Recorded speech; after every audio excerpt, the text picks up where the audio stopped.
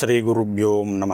రేపటి నుంచి పరమ పవిత్రమైనటువంటి శ్రావణ మాసం ప్రారంభమవుతూ ఉన్నది. పౌర్ణమి రోజున శ్రవణ నక్షత్రం ఉండేటువంటి నెలను శ్రావణ మాసము అంటారు. శ్రవణ నక్షత్రము నారాయణుని యొక్క నక్షత్రము కాబట్టి ఆ యొక్క తన పతికి జన్మ నక్షత్రం అయినటువంటి ఈ మాసంలో లక్ష్మీదేవిని పూజించినట్లయితే అఖండమైనటువంటి లక్ష్మీ సౌభాగ్యం కలుగుతుంది. అంతేకాకుండా పౌర్ణమికి ముందు వచ్చేటువంటి శుక్రవారం రోజున భృగు మహర్షికి పుత్రికగా సాక్షాత్తుగా లక్ష్మీదేవి కూడా జన్మించినటువంటి మాసము కాబట్టి ఇది లక్ష్మీదేవికి కూడా ఎంతో ప్రీతిపాత్రమైనటువంటి మాసము. అంతేకాకుండా ఇది పరమేశ్వరునికి కూడా ఎంతో ప్రీతికరమైనటువంటి మాసము. ఈ యొక్క మాసంలోనే క్షీరసాగర మదనము అనేటువంటి ఘట్టము జరిగినది 5వ మన్వంతరంలో.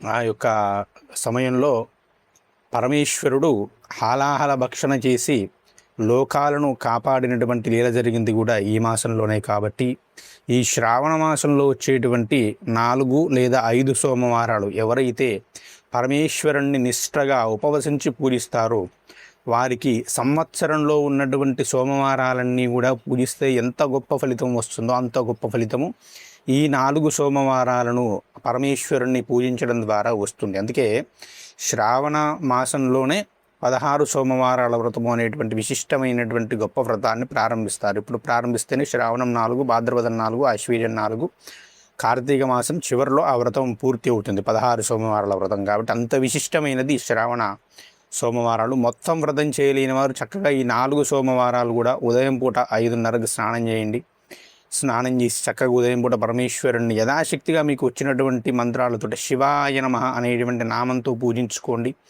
శ్రీనీలకంఠాయ నమఃశివాయ, ఇది మహామంత్రం అండి.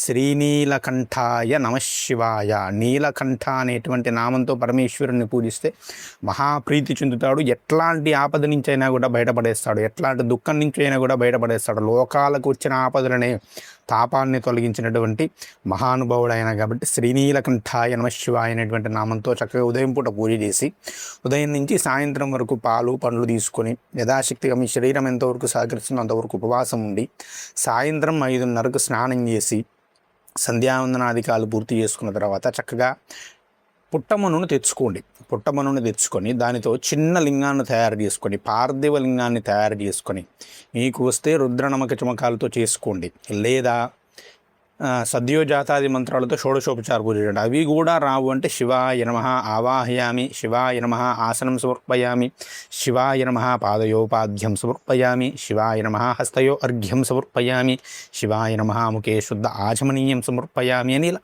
శివాయ నమః లేదా నమఃశివాయ ఈ నామం చెబుతూనే శివునికి 16 ఉపచారాలు షోడశోపచార పూజ చేయండి. చక్కగా నమఃశివాయ నమఃశివాయ నమఃశివాయ నమఃశివాయ నామం 108 సార్లు చెబుతూ పరమేశ్వరుని మీద ధారాపాతంగా నీటిని, ఆవు పాలను మీకు లభించినటువంటి పదార్థాలతో చేయండి. ఏవి లభించకపోతే జలముతోటి అభిషేకం చేయండి. అలా చేసి ఆ పార్థివలింగానికి నైవేద్యం పెట్టి ఆ నైవేద్యాన్ని మీ కుటుంబ సభ్యులు తీసుకోండి. ఈ 4 వారాలు ఎటువంటి సమస్యకైనా కూడా పరిష్కారం లభిస్తుంది. అద్భుతాలు జరుగుతాయని చెప్పడం కన్నా కూడా ఒక పరిష్కారాన్ని, ఒక మార్గాన్ని చూపిస్తాడు. పార్థివలింగార్చన కలియుగంలో చాలా విశిష్టమైనది. అందులో కూడా ఇక శ్రావణ మాసంలో శ్రావణ సోమవారంలో చేసేటువంటి పార్థివలింగార్చనకు ఆ ఫలితాన్ని లెక్క వేయలేము అని మనకు స్కాంద పురాణం చెబుతూ ఉన్నది. కాబట్టి అందరూ కూడా చక్కగా చేసుకోండి. ఈ శ్రావణ సోమవారాల్లో కాకుండా మొత్తం 30 రోజులు కూడా చెప్పడానికి విశేషంగా సోమవారాల్లో ఈ శ్రావణ మాసంలోనే శివునికి సంబంధించినటువంటి మంత్రం కూడా ఒకటి ఉన్నది, దాన్ని చెబుతాను. గతంలోనే వీడియో చేసినట్టున్నాను దీని గురించి.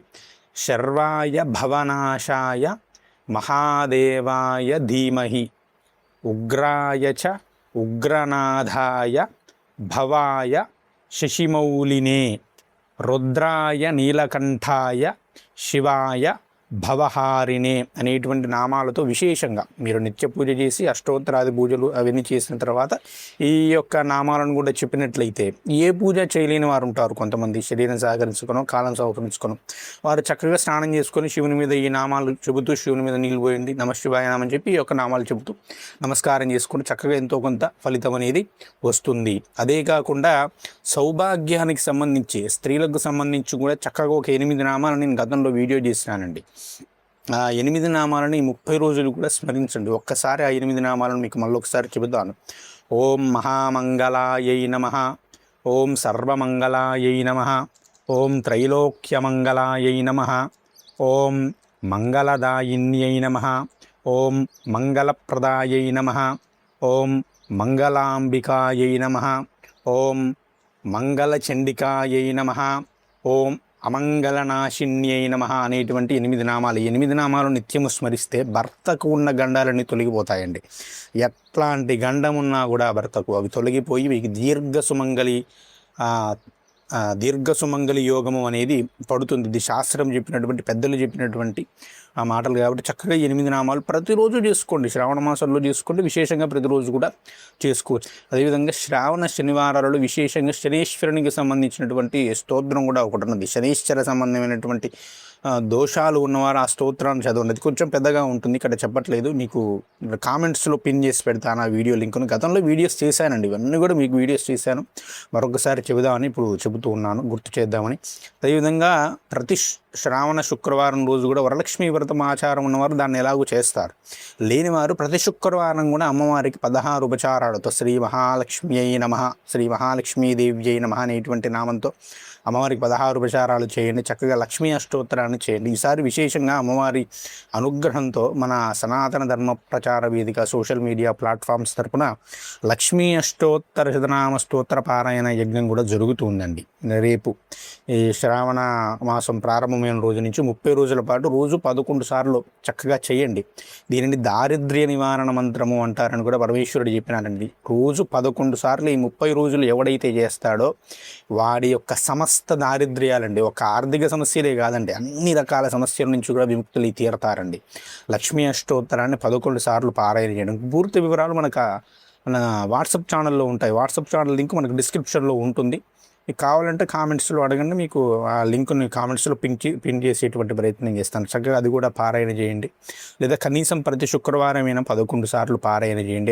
ఏం లేదండి, దీపాన్ని ముట్టించండి. 5 ఒత్తుడేసి ఆవు నెయ్యితో దీపాన్ని ముట్టించి అమ్మవారికి గంధ పుష్ప ధూప దీప నైవేద్యాలు సమర్పించి పాయసాన్ని సమర్పించి లక్ష్మీ అష్టోత్తరాన్ని 11 సార్లు చదివి హారదిచ్చి ఆ ప్రసాదాన్ని అందరూ కూడా స్వీకరించండి. అద్భుతమైనటువంటి ఫలితాలు వస్తాయండి. కనీసం సోమవారాల్లో చేయండి, కనీసం శుక్రవారాల్లో చేయండి.